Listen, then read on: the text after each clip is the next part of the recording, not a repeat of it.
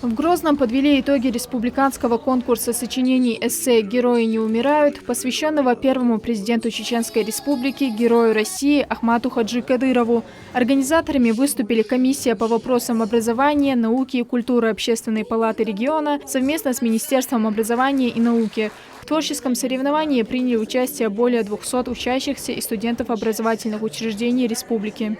Первая моя работа была посвящена именно этому человеку, нашему президенту Чеченской Республики, герою России Ахмату Хаджи Кадырову, потому что этот человек является моим односельчанином, чем я горжусь.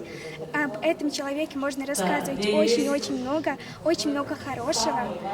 Я горда, что являюсь и чеченкой, что продолжаю путь первого президента Чеченской Республики, потому что этот человек тот, благодаря которому мы сейчас тут, у нас есть мирное небо над головой, у нас есть образование качественное, и мы безгранично благодарны этому человеку.